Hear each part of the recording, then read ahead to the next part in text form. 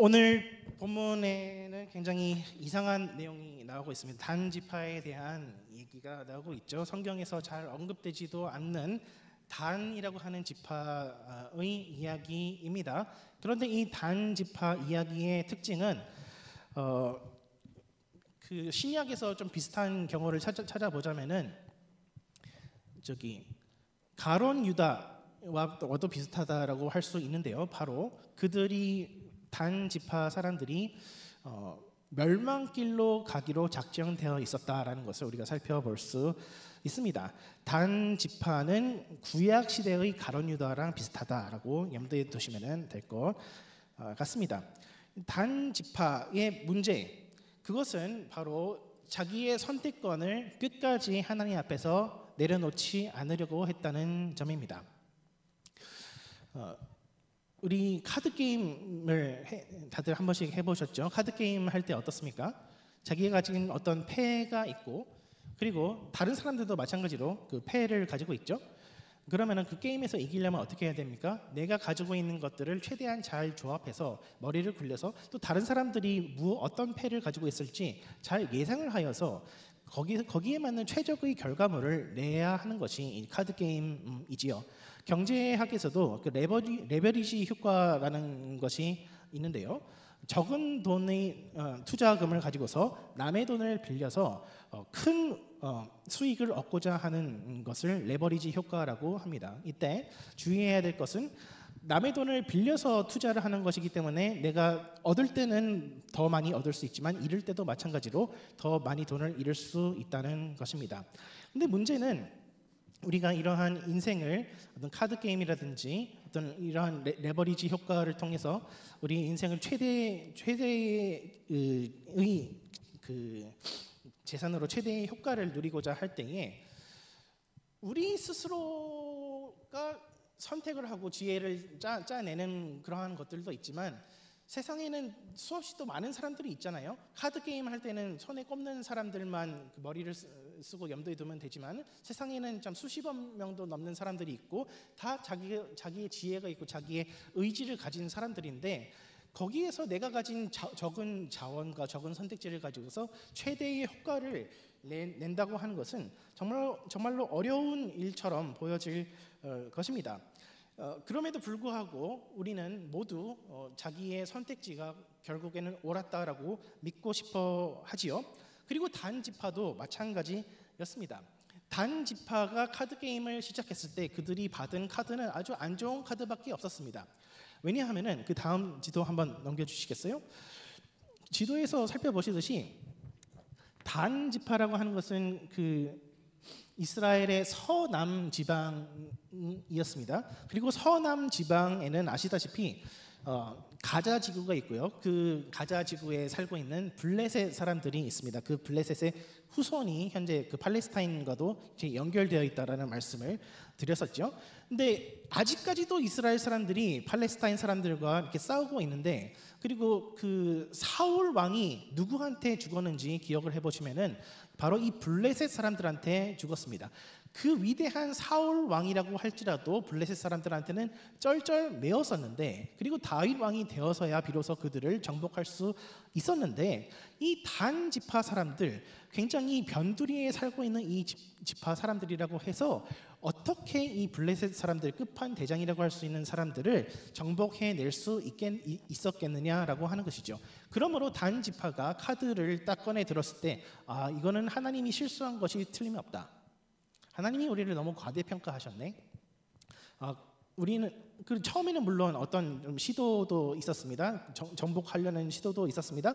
그러나 성경에 보시면은 그들이 밀려났다라고 기록되어 있습니다. 블레셋 사람들에게 밀려나고 또 해변에 원래 거주하고 있던 사람들에게 밀려났다라고 하고 있습니다. 그래서 단 지파에게 결국에 남아 있었던 것은 단 2개의 도시밖에 없었다. 곧 소라와 에스다올이라고 하는 이 2개의 도시.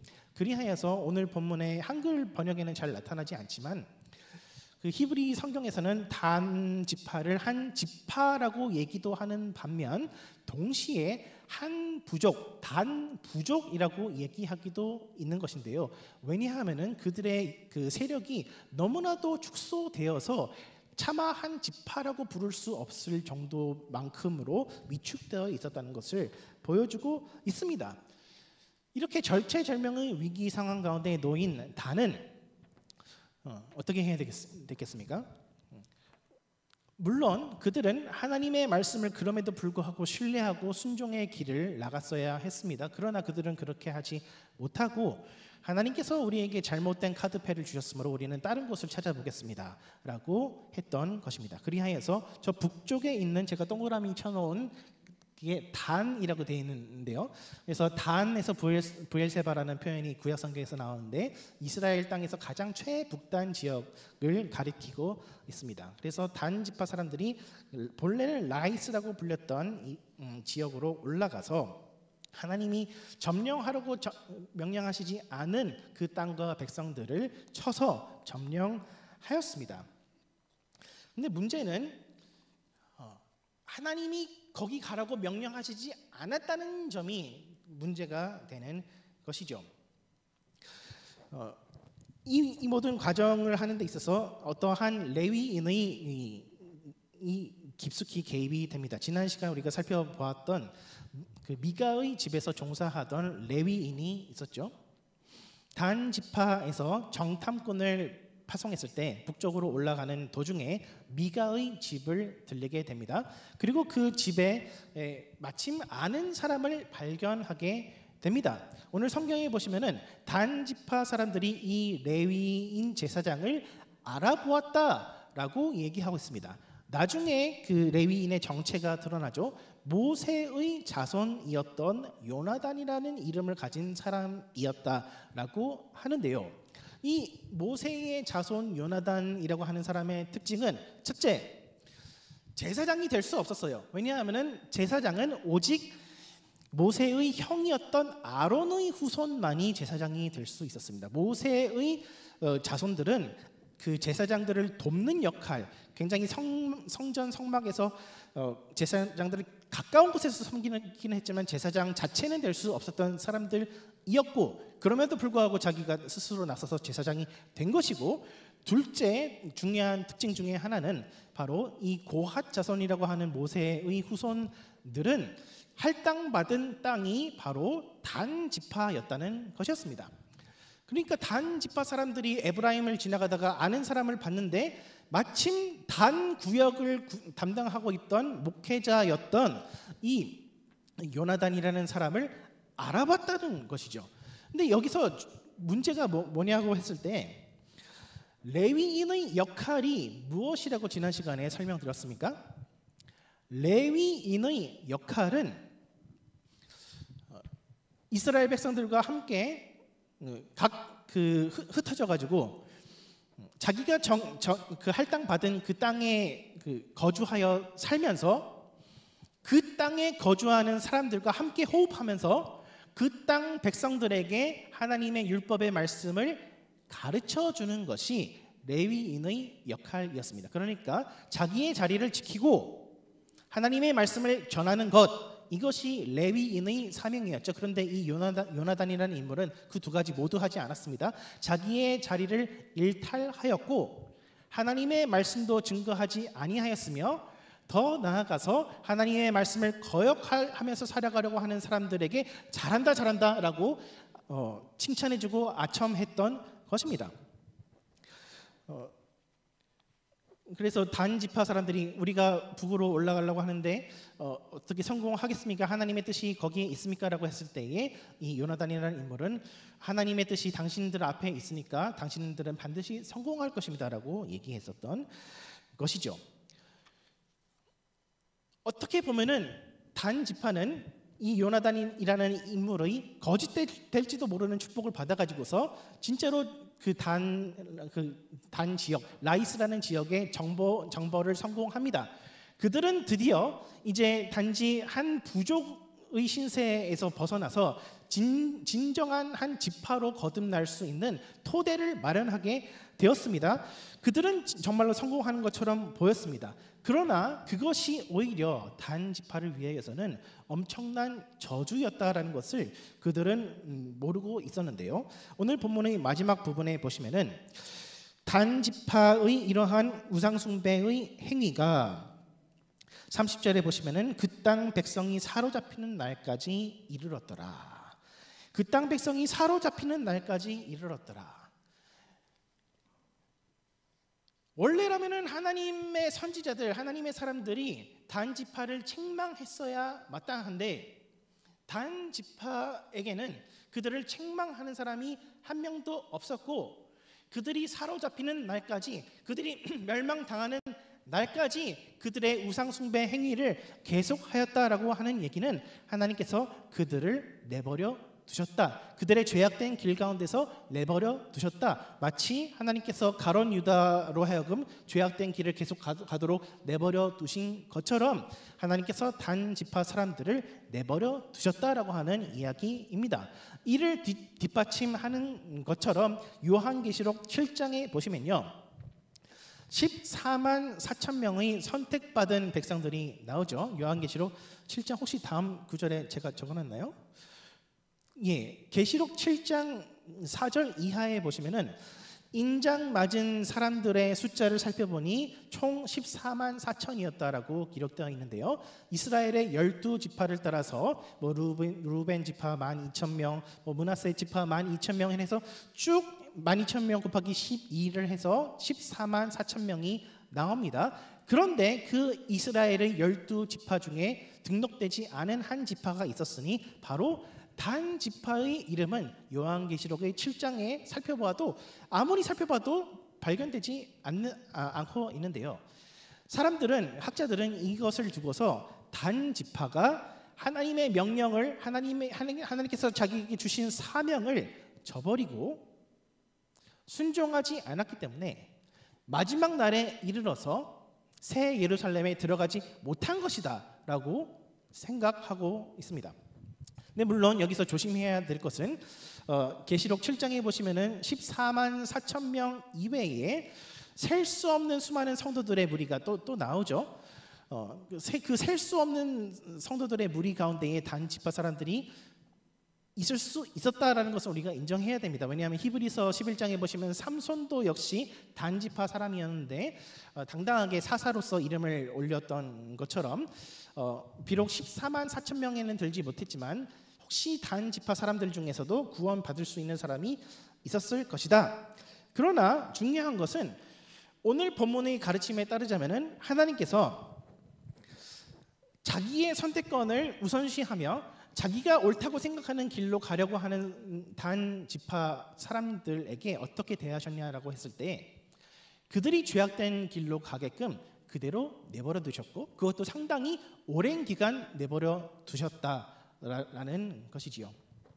그리고 이러한 단 지파의 우상 숭배는 나중에 북이스라엘이 세워졌을 때 여로보암 왕이 금송아지 숭배를 하는 것과 연결이 됩니다. 그래서 여로보암 왕이 베델과 단에다가 금송아지 제단을 만들었는데 이 단이라는 지역이 특별히 선택될 수 있었던 이유는 그들이 이미 우상 숭배를 한 전력이 있었기 때문이라고 할 수 있겠죠. 여기서 우리는 유기의 교리를 발견할 수 있습니다. 유기의 교리, 유기라고 하는 말이 조금 어렵게 느껴질 수 있지만은 이제 잘 아시는 유기견이라는 단어가 있죠. 유기견의 뜻이 무엇입니까? 버림받은 개라는 뜻이죠. 유기견에서 마찬가지로 하나님께서도 성도들이 아니라 사람들의 일부를 유기하신다라는 것이 이 유기의 교리입니다. 굉장히 어려운 교리입니다. 내용적으로 이해하기 어렵다는 뜻이 아니라 우리가 받아들이기에 굉장히 어렵다라는 뜻이지요. 하나님께서 어떻게 사람들로 하여금 지옥에 가도록 내버려 두실 수 있으신가? 그리고 그것도 내버려 두도록 작정하실 수 있으신가? 잘 이해가 되지 않을 수도 있습니다. 그러나 유기의 교리가 없이는 예정의 교리가 완성되지 않습니다. 한번 생각해 보십시오. 여러분 예정의 교리를 믿으시나요? 믿으신다면은 예정의 교리라고 하는 것은 하나님께서 구원하시기로 예정하신 사람들이 따로 있다라는 뜻이잖아요. 구원받기로 선택된 사람들의 그룹이 따로 있다는 뜻이잖아요. 그러면은 거기에는 반드시 구원받지 못하도록 내버려 두어지는 사람들이 존재하게 되는 겁니다. 한번 생각해 보십시오. 구원받기로 선택받은 사람들의 한 그룹이 있고 나머지 사람들은 하나님께서 너네들 한번 잘 해봐라. 내가 너네까지는 어떻게 신경 써줄 수 없을 것 같아. 너네가 열심히 하면은 이쪽 그룹에 들어올 수 있을지도 몰라. 라고 한다면은 그것은 진정한 예정 교리가 아닙니다. 왜요? 그것은 사람의 그 구원이 바뀔 수 있다라는 것을 의미하기 때문이죠. 그러므로 진짜 참된 예정론은 이중 예정론이라고 할 수 있습니다. 천국에 가는 사람과 지옥에 가는 사람이 따로 정해져 있다. 그러면 이게 더 심각해지죠. 아니, 하나님께서 어떻게 지옥에 갈 사람을 영원 전부터 미리 정해 두실 수 있는가? 그런데요, 유기의 교리가 없이는 은혜가 될 수 없습니다. 우리 삼손 이야기 살펴봤습니다. 그리고 단지파의 이러한 일탈 행위도 살펴보았습니다. 근데 둘 다 굉장히 고집센 사람들이고 자기가 하고 싶은 대로 살아가는 사람들입니다. 하나님의 뜻에 절대로 순종하지 않고 싶어하는 사람들입니다. 근데 만약 이 상황 가운데서 하나님께서 당신께서 헤세드의 약속을 주셨으므로 사사기 1장과 2장에서 너네가 어떻게 하든지 나의 그 구원의 약속은 항상 변함이 없다라는 식으로 해서 이 우상 숭배하는 단 지파 사람들조차 구원하셨다고 한다면요, 어떻게 되겠습니까? 그것은 하나님께서 우리를 구원하시는 것이 마치 어떠한 기계적인 과정을 통해서 이루어진 것이라는 뜻이 되어버립니다. 하나님께서 우리를 구원하시기로 약속하셨으므로 우리가 어떻게 행동하든지와 상관없이 반드시 우리를 구원하셔야 하네. 그러면은 우리는 우리 마음대로 살아도 되겠네. 그러면은 그럼에도 불구하고 하나님께서는 우리를 구원하시겠네. 이처럼 죄인을 구원하는 하나님의 이러한 구원 사역은 어떠한 기계적인 작동 과정이 될 뿐이고 거기에는 전혀 우리를 긍휼히 여겨주시는 하나님의 마음이라든지 우리를 구원하기로 선택하시는 하나님의 결단이라고 하든지 이러한 하나님의 은혜가 개입될 수 있는 여지가 전혀 없어져 버리게 되는 것이죠. 그렇기 때문에 하나님께서는 비록 우리가 처음에 받아들이긴 어렵기는 하지만 성경에 가르치기로는 유기의 교리를 넣어 놓으신 것이고 우리가 이것을 배우도록 허락하신 것입니다. 왜요? 그것이 있어야지만 우리가 은혜를 은혜로 알 수 있기 때문에. 그렇다면은 이 유기 교리를 대할 때 우리는 어떠한 태도를 가져야 하는가? 라고 물어봤을 때요, 이 유기와 예정의 교리를 다룸에 있어서 한 가지 정말로 중요한 것, 가장 잊어버려서는 안 되는 한 가지라고 하는 것이 무엇이냐면요, 바로 모든 인간이 다 자격 없는 죄인이라는 점입니다. 우리가 죄를 안 지은 상태였다고 한다면은 우리가 다 하나님의 사랑을 받을 자격이 있는 존재라고 한다면요, 하나님한테 다 따질 수 있습니다. 하나님, 왜 이 사람한테는 사랑을 베풀어 주시고 저 사람한테는 사랑을 안 베풀어 주십니까? 라고 따질 수 있는 여지가 있습니다. 그러나 우리 모든 인간은 다 똑같은 죄인이기 때문에 그 누구도 하나님 앞에서 하나님 왜 나를 구원해 주시지 않습니까? 왜 저 사람은 구원해 주고 저 사람은 구원해 주지 않습니까? 라고 따질 수가 없습니다. 이것을 우리가 염두에 둘 때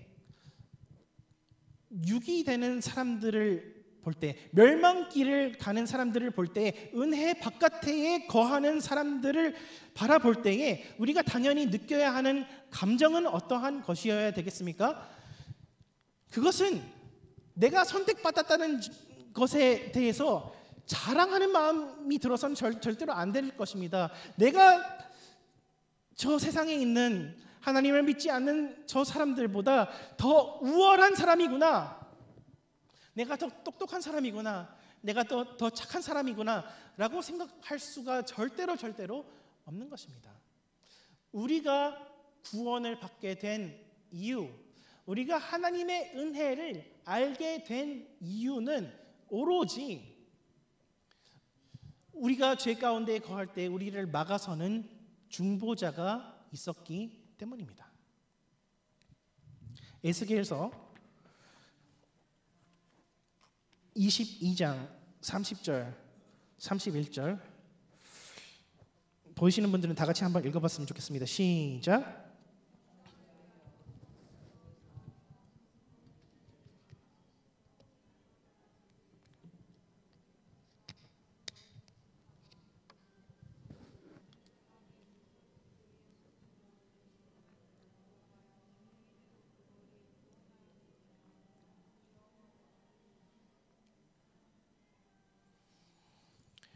단 지파에게는 그들의 죄악된 길을 막아설 중보자가 없었습니다. 이스라엘의 역사도 마찬가지로 에스겔 선지자가 말씀하는 바로는 이스라엘이 멸망했던 이유는 그들을 막아서는 중보자가 없었기 때문이라고 합니다.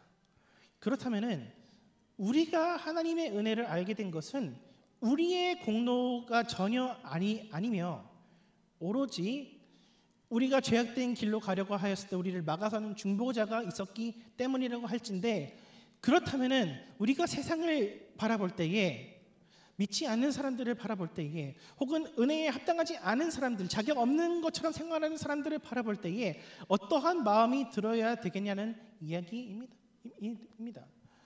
그것은 바로 그들을 향하여서 긍휼한 마음을 가져야 하며, 저들과 나는 똑같은 사람인데, 아니 오히려 내가 더 죄인 중에 가장 괴수라고 할진데 왜 나에게는 하나님의 은혜를 아는 지식이 주어졌으며 믿음이 주어졌으며 저 사람들에게는 주어지지 않았는가에 대한 애통하는 마음이 있어야 할 것입니다. 이것은 더 확장되어서 우리 공동체에도 적용될 수 있을 것입니다. 우리 솔직하게 얘기해 봅시다. 우리 형제 자매들을 대할 때에 저 사람 기독교인이 아닐지도 모른다라는 생각 해보신 분 손들어 주시겠습니까? 아니면 너무 부끄러우니까 안 해보신 분 손들어 보시겠습니까? 한 번쯤 그렇게 생각을 하게 되는 거죠. 저도 마찬가지고요. 그런데 그러한 생각이 잘못된 이유는 무엇입니까? 우리 모두가 자격 없는 사람들이기 때문이고, 우리 모두가 하나님의 은혜 안에 있는 사람들이기 때문입니다. 그러므로 우리가 신앙생활을 하면서, 공동체 생활을 하면서 정말 기독교인이 아닌 것처럼 생각되는 형제와 자매가 있다고 할지라도 한 번 더 생각하시기 바랍니다. 나 또한 자격이 없는 사람이었으며 나 또한 나를 막아서는 중보자의 은혜가 있었기 때문에 이 자리에 있었구나라고 생각할 수 있기를 바라겠습니다.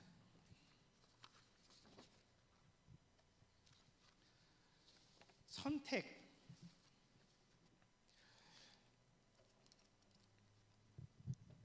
우리가 뜻대로 이 세상을 살아간다고 할 때에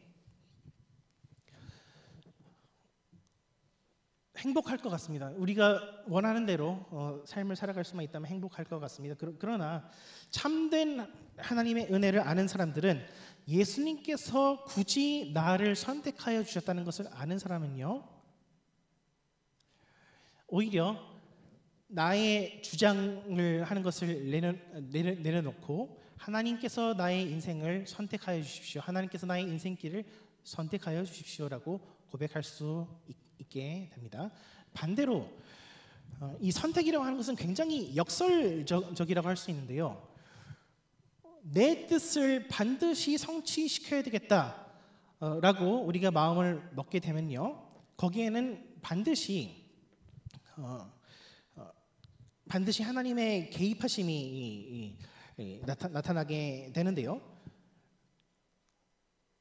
칼빈은 기독교 강요에서 이것에 대해서 종교의 씨앗이라는 종교의 씨앗이라는 개념을 통해서 설명했습니다. 즉 인간은 누구나 하나님이 존재하신다는 지식이 있는데 모든 인간은 자기의 부패함으로 인하여서 하나님을 자기의 의지대로 밀어내며 하나님을 없다고 밀어낼 뿐만 아니라 하나님을 없다고 밀어낸 그 공간에는 우상이 반드시 생기게 된다라고 얘기한 적이 있습니다. 그래서 인간이 자기 의지를 내세울 때에는 반드시 무신론으로 귀결되는 것이 아니라 우상 숭배로 귀결된다라고 하는 것이 굉장히 독특한 지점이라고 할 수 있습니다. 여러분 공산당 좋아하시나요? 공산당 좋아하시는 분 손 들어 보십시오. 네, 공산주의의 그 주된 출발점이 무엇입니까? 세상은 모두 다 물질로 이루어져 있다는 것입니다. 하나님은 존재하지 않는다는 것입니다. 종교는 인류의 마약이라고 하는 것입니다. 그런데요, 그 공산주의 국가들이 결국에 귀결한 그 모습을 한번 살펴보십시오. 그들이 정말로 모든 신들을 제거한 상태로 그들의 나라를 운영해 가고 있습니까? 그렇지 않습니다. 그들의 체제가, 그들의 독재자들이 하나님의 자리를 대신하여 자리 잡고 있습니다. 마찬가지로 우리는 하나님께서 우리의 선택권에 개입하실 여지는 없다라고 하나님을 밀어낼 때에 하나님은 나의 인생에 아무것도 아닌 존재다라고 하나님을 밀어낼 때에 우리는 무신론자가 되는 것 같지만은 사실은 우상 숭배자로 전락하게 됩니다. 그리고 우리 자신 스스로의 선택을 통해서 가게 되는 우리의 인생길은 처음에는 행복해 보일 것 같지만은 결국에는 우리 자신을 옥죄게 됩니다. 우리 공산주의 얘기했으니까 민주주의 얘기도 좀 해야 되겠죠? 여러분 민주주의가 왜 탄생했습니까? 그 서부 유럽에서 왕들이 하도 자기 마음대로 이렇게 하다 보니까 내가 정치해도 그것보다 잘하겠네라고 생각해서 그 프랑스 혁명을 일으킨 거 아닙니까? 그렇죠? 그래서 거기서 주권 재민 사상이라는 것이 나왔죠. 원래는 왕이 나라에 대한 모든 통치권을 가지고 있었는데 아니다, 그 통치권을 우리 국민들이 나눠 가지자라고 해서 생긴 것이 이제 서양 근대에서 나타난 주권 재민의 사상이지 않습니까? 그런데 그 주권 재민의 사상이 민주주의 투표라는 형태로 표현이 되었는데 과연 우리에게는 주권이 있습니까? 우리에게는 나라를 좌지우지할 수 있는 그 주권이 우리에게 있느냐는 것입니다. 우리가 결국에 할 수 있는 것은 2명 중에 1명을 뽑는 것밖에 없어요. 그게 진정한 자유입니까? 그런데 문제는 이 2명 다 잘하는 게 있고 못하는 게 있습니다. 잘하면은 주권 재민이니까 그 통치자가 잘하는 것이 나의 공로가 됩니다. 그런데 주권 재민이니까 동시에 통치자가 잘못하는 것이 나의 잘못이 되기도 하는 것입니다. 옛날에는 그냥 앉아가지고 왕이 돼가지고 왜 이렇게 정치를 못하느냐라고 욕하기만 했으면 되는데 이제는 그 나라가 잘못되어 가는 그 모든 책임이 나 자신에게도 주어지게 되는 것이죠. 이것이 민주주의의 원죄라고 할 수 있을 것입니다. 그러니까 인간의 자유로운 선택이 인간을 자유롭게 만들 줄 알았지만 결국에는 그것이 인간을 다시 옥죄는 것으로 되돌아오게 된다는 것을 잘 보여주는 예시라고 할 수 있겠죠. 그것이 우리는 그래서 성경 말씀 우리 사무엘서 15장 23절 한번 다 같이 읽어볼까요? 시작.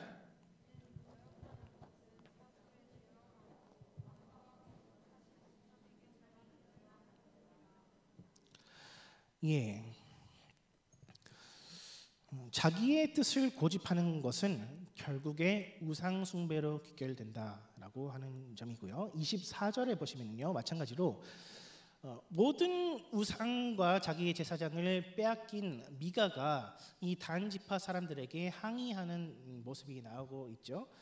나의 지은 신들과 제사장을 취하여 갔으니 내게 오히려 있는 것이 무엇이냐? 자기가 우상을 만들어서 자기가 가지고 있었고 자기가 돈을 주어서 제사장을 고용했는데 그것들을 빼앗겼을 때에 미가가 느꼈던 감정은 이제 나에게 아무것도 남아있지 않다라는 감정이었습니다.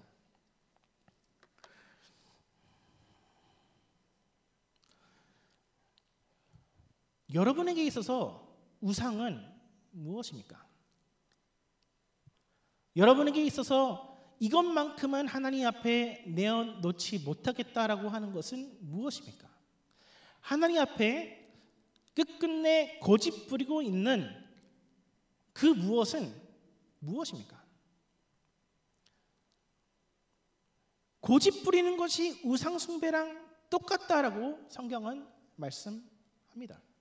그것이 때로 돈을 추구하는 것이 될 수도 있겠고요.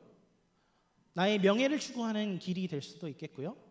어떤 쾌락을 사랑하는 그 길이 의미할 수도 있겠고요.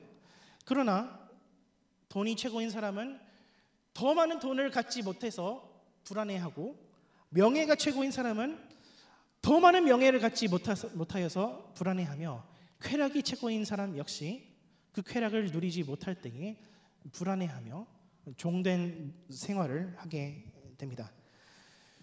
이것이 바로 자기가 만든 우상에게 지배당하고 예속되는 유기된 사람, 은혜 바깥에 있는 사람의 특징이라고 할 수 있을 것입니다.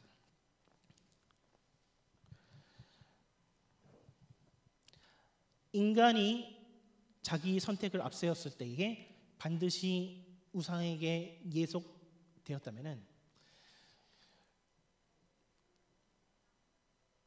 그와 반대로 예수 그리스도께서는 우리에게 구원의 길을 베풀어 주셨으니 그것은 바로 예수 십자가의 구원이고 그것은 바로 우리를 향한 하나님의 은혜로운 예정하심입니다.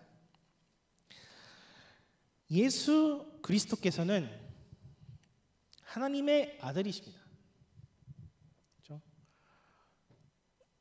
예수님도 하나님이심으로 전지전능하시고 얼마나 많은 삶의 선택지가 있었겠습니까? 예수님은 하고 싶은 거 다 하실 수 있는 분이셨습니다. 그러나 예수님께서는 당신의 자유의지를 단 한순간도 당신 자신을 위하여서 사용하지 않으셨습니다. 사탄이 광야에서 유혹했습니다. 당신이 만약에 하나님의 아들이거든 이 돌 하나를 떡으로 만들어서 먹으라라고 유혹했습니다. 돌을 떡으로 만들어서 먹는 것에 무슨 해가 있겠습니까? 거기에 아무런 지켜보는 사람이 없었다라고 가정해 봤을 때에 예수님께서 당신의 능력으로 그러한 일들을 해 나가는 것이 뭐가 잘못된 것입니까? 근데 그것이 잘못된 이유는 예수님께서 십자가 사명을 지실 때에 작정하신 것이 한 가지가 있었으니 바로 하나님 아버지께서 명령하시는 것만 행하시고 하나님 아버지께서 명령하시지 않은 것은 절대로 당신께서 하시지 않겠다라고 작정하셨던 것이었죠. 그러므로 예수님께서는 당신의 그 전능하신 능력을 가지고서 사적인 이익을 절대로 취하시지 않겠다라고 하신 것입니다. 그렇게 하여서 예수님께서는 당신의 의지로서 십자가 고난을 선택하셨고 그 십자가 고난을 통하여서 결국에 선택하신 것은 저와 여러분의 구원입니다. 예수님께서 결국에 선택하신 것은 당신의 육신의 편안함이 아니라 여러분 그리고 나 자신의 구원을 선택하신 것입니다. 모든 것을 버리고 우리를 선택하신 것입니다. 이것을 알 때에 우리가 어떻게 하나님 앞에서 감히 내 인생은 내가 마음대로 할 수 있을 권리가 있어 라고 얘기할 수가 있겠습니까? 하나님의 아들이신 예수님께서 우리를 위해서 모든 것을 포기하였을진데 우리는 가만히 앉아가지고 편안하게 소파에 앉아가지고 예수님을 그저 그 옆집 아저씨처럼 생각하면서 나는 내 인생 마음대로 하겠습니까? 그렇게 생각할 수 없다라는 거죠.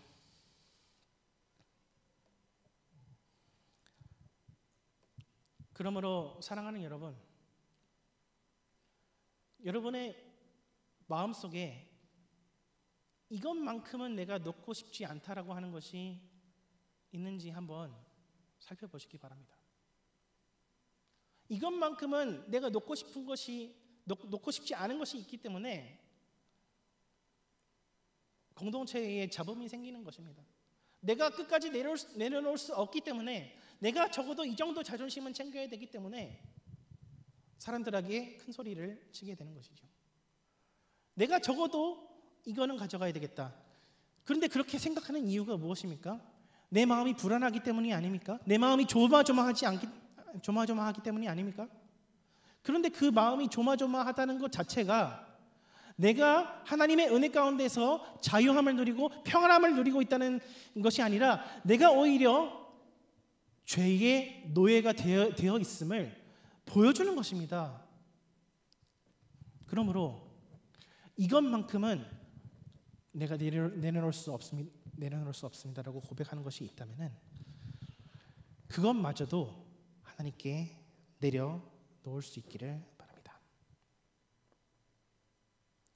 말씀을 맺겠습니다.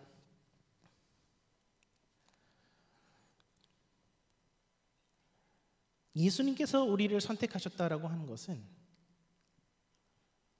세상의 그 어떠한 변화가 있다고 할지라도 반드시 우리가 구원된다는 것을 말합니다. 그 마블 어벤져스 영화에 보시면은 그 시간의 돌을 사용하는 그 마법사 같은 인물이 나와가지고 타노스라는 인물을 막 죽일 방법을 찾죠. 그리고 수백만 가지의 그 가능성의 세계를 다 탐구한 결과 타노스를 이길 수 있는 단 하나의 방법을 찾아냈죠. 그런데 예수님께서 우리를 선택하신 것은 그 반대입니다. 예수님께서 당신이 하실 수 있는 모든 가능성을 다 포기하시고 우리를 선택하셨기 때문에 우리가 얼마나 방황하든지 간에, 우리가 어떠한 선택지를 선택하든지 간에 하나님의 사랑은 변치 않고 우리를 향한 당신의 구원은 결코 변함이 없다라는 것이 그 선택의 의미라고 할 수 있을 것입니다. 그러므로 사랑하는 여러분, Why me? 라고 생각이 드실 때가 있습니까? 왜 하필 나에게 이렇게 어려운 과제가 주어졌는지 한탄스러울 때가 있습니까? 나에게 주어진 카드의 패가 너무나도 안 좋아서 하나님이 마치 실수한 것처럼 느껴질 때가 있습니까? 그러나 하나님의 선택의 의미를 올바로 아는 사람은 그러한 한탄스러운 why me가 아니라 오히려 감사의 why me를 고백할 수 있게 될 것입니다. Why me? 어째서 이렇게 자격 없는 나에게 하나님의 한량없는 은혜를 부어주셨는지요? 어찌하여서 내가 아무리 실패하여도 계속해서 나를 가로막아 주시며 나를 중보하여 주시며 나를 다시 건져내 주시는지요? 이러한 은혜의 감사의 why me를 고백할 수 있는 저와 여러분 되시기를 주님의 이름으로 축원드립니다. 기도하시겠습니다. 사랑이 많으신 하나님 아버지, 감사합니다. 하나님 아버지, 우리는 하나님께로부터 은혜를 받았고 하나님의 은혜를 안다, 나는 믿음의 길을 잘 안다라고 생각하며 스스로 자랑하고 있는 때가 얼마나 많은지 모릅니다. 그리할 때에 세상 사람들을 향하여서 으스댔고 혹은 신앙이 연약한 자들을 향하여서 비웃음을 내보였던 적도 많이 있음을 고백합니다. 하나님 아버지, 그러나 다시 한번 주님 앞에 회개하며 나아갑니다.